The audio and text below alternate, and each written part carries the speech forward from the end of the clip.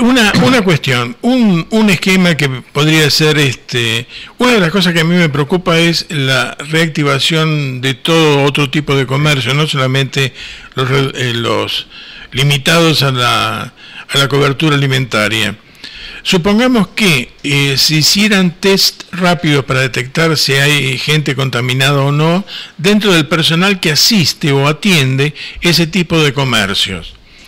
En ese caso, si nos dan los test negativos y se repiten a los 15 días y nos vuelve a dar negativos, podríamos decir con alto grado de probabilidad,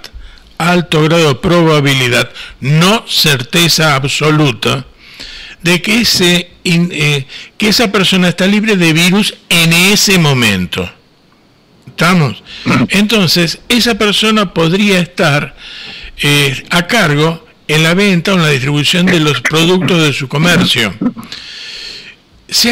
Pero para eso precisamos una gran cantidad de test específicamente rápidos, que son los más baratos, cuestan menos aplicarlos, son mucho más sencillos, son menos precisos, pero lo podemos aplicar masivamente y podríamos ir recuperando parte por parte la actividad comercial. ¿Vos qué pensás de eso?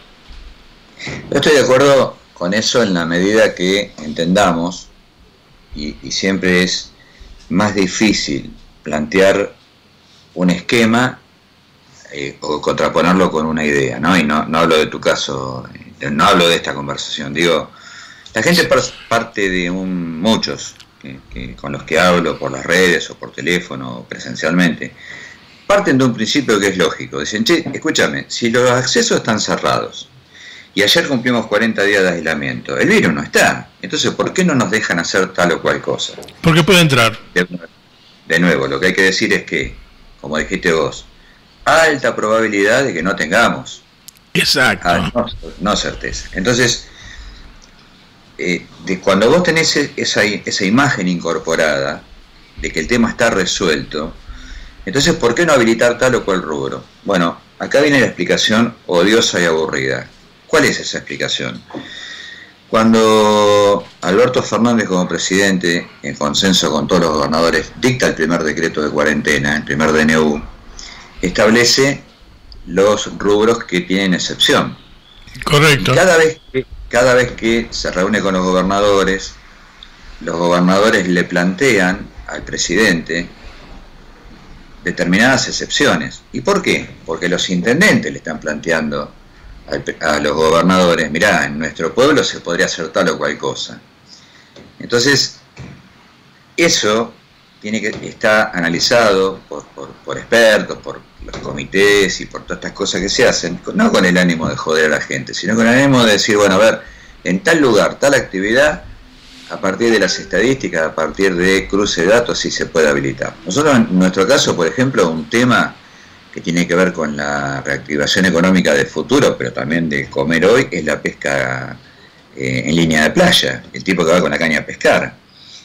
Y entonces con sentido común te dicen, pero escúchame una cosa, si de vuelta están los accesos cerrados, hace 40 días que no tenemos ningún caso, ¿cómo te vas a contaminar en la playa? Bueno, resulta que hay un problema, nosotros vivimos un estado de excepcionalidad, y en ese estado de excepcionalidad están prohibidos los rubros. ¿Cómo se revierte o cómo se puede habilitar ese rubro?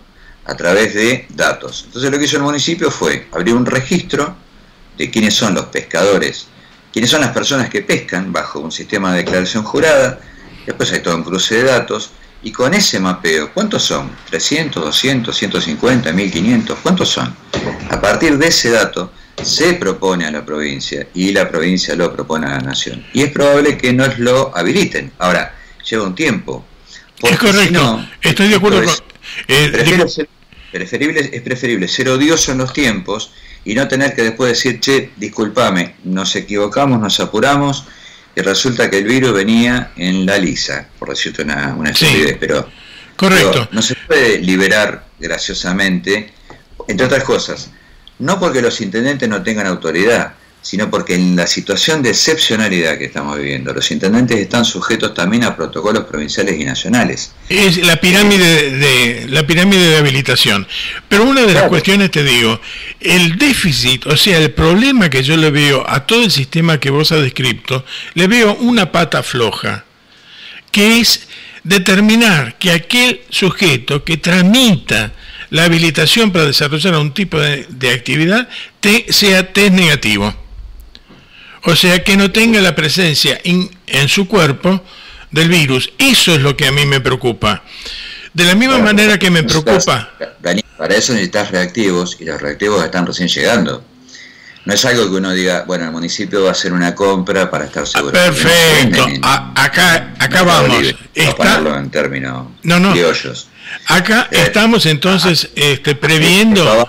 Sí, vamos a tener más insumos y se van a poder hacer los controles más preventivos, pero... Porque ese sería el esquema de... Fíjate, Marcelo, que ese sería el esquema como para ir habilitando pequeñas obras. Por ejemplo, vos tenés un equipo de albañiles en una determinada obra y entonces al aprovisionamiento, a esos albañiles los liberaría si serían test negativos y así poco a poco ir difuminando. Pero en el caso alimentario primario, a los vendedores de verduras, a los vendedores de alimentos y aquellos que van a pescar a la playa o aquellos que tiran un tramallo, yo requeriría sine qua non que estos sujetos tengan alta probabilidad de ausencia de virus en su cuerpo.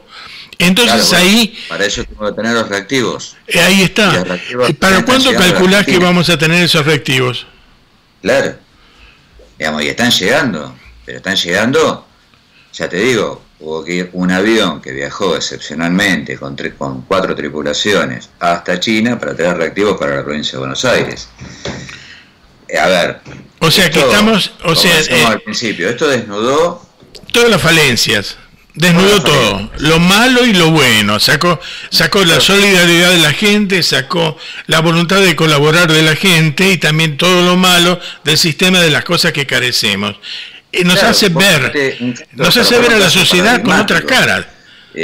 Los asilos de ancianos que vemos en Capital. Es lo mismo que una cárcel. Las cárceles.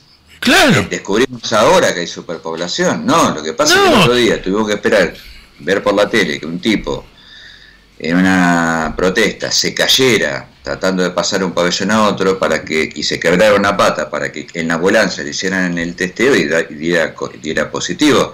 A partir de ahí, ¿cuántos más están contaminados? Pero fíjate, hay una cosa. A ver, la justicia lo puso ahí. Ahora pensemos en lo otro, en lo bueno y lo malo de la sociedad. Pensemos en los depósitos de viejos abandonados que son los asilos de ancianos.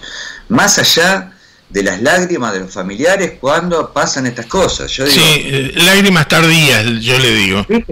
¿Viste? Hay un video de un tipo que preguntó creo que era un hospital, hasta que se puso un traje de esos de prevención, se metió a filmar, dice, ¿dónde está mi viejo?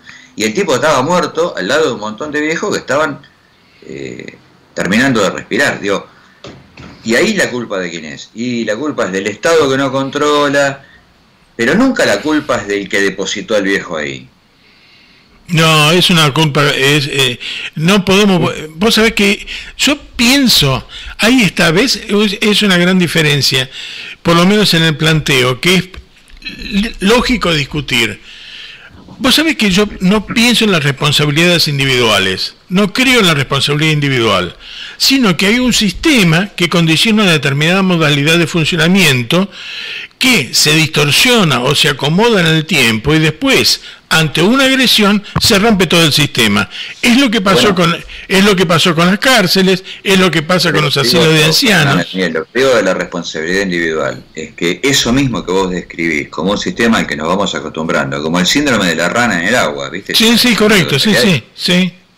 Si pongo una rana en una olla de agua fría, si tiro una rana a una olla de agua hirviendo, la rana salta, obviamente, porque no es tonta. Ahora, si la pongo en agua fría y la pongo en fuego mínimo, cuando la rana cae en cuenta ya es sopa de rana. Se murió, se cocinó. Claro. Bueno, ahí es donde está la responsabilidad individual. No te puedes acostumbrar a esto, porque es tu viejo, es tu abuela, quiero decir, en el ejemplo del asilo, que es lo que más por ahí impacta socialmente. Y no digo que todas las personas lloren lágrimas de cocodrilo porque los dejaron ahí tirados, sino digo, desnuda un sistema que tiene la complicidad y la comodidad de suponer que yo deposito a mi viejo en un lugar y yo supongo que lo van a tratar bien. Y debería pasar. Pero, ¿ves? En estos casos se demuestra que no siempre pasa. Exacto. Y no son todos los así. Y vos sabés algo también. En un asilo de ancianos, por experiencia propia, mi hermano y yo pusimos a nuestra madre porque no la podíamos controlar, por un cuadro, digamos, demencial, no la podíamos controlar. Y sin embargo íbamos todas las semanas para verla. Y vos sabés que por un descuido médico, directamente médico, en esa institución, por falla asistencial de la institución, mi madre se cayó, fracturó la costilla, se hizo un neumotórax y falleció. Entonces, ¿cuál es la responsabilidad? ¿Es mi responsabilidad? No. En ese caso. No es mi responsabilidad. ¿Por qué? Porque estoy haciendo los controles, estamos haciendo las visitas, etcétera. Claro. Por eso digo, no todos los casos, pero digo, mucha gente que cuando empieza a hablar quejándose, y el periodista le dice, pues usted no sabía, no, yo confiaba. Bueno, no podés confiar. Pero no podés confiar no por el coronavirus, no podés confiar porque estás depositando a un familiar, claro, no en la guardería de perros, también tendrías que preocuparte. Es una experiencia, de vida. Ahora, yo me quedo con lo mejor, digo, hay un 80% de nuestra población que está entendiendo la crisis, que está colaborando de una manera u otra. La dirigencia política, salva alguna nueva categoría que yo lo llamo la categoría del estúpido político, ¿no? Esta senadora, que es de Cambiemos, pero podría ser de cualquier partido político, que ayer circuló un audio diciendo que este era un plan maquiavélico del gobierno para fundir a las empresas, que el coronavirus es un verso. No, eso es una estupidez, por Dios, dejémonos de joder. Acá las empresas necesitan una sociedad que funcione para poder subsistir.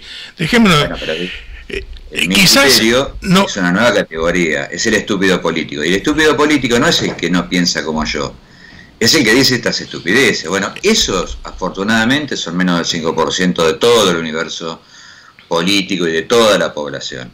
Entonces, si de algo nos va a servir esta pandemia es para rescatar... ¿Hola? Sí, te escucho.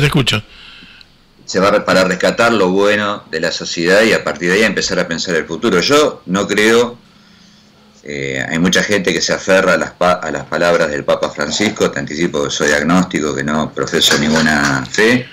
Los dos. A Bergoglio como un jefe de Estado, que me parece muy piola lo que está haciendo, pero él está anunciando la idea de que cuando pase este lío va a ser un nuevo orden mundial. Yo no soy en verdad tan optimista. Bueno, y finalmente para cerrarle... El liberalismo siempre se arregla, como parece, se acomoda.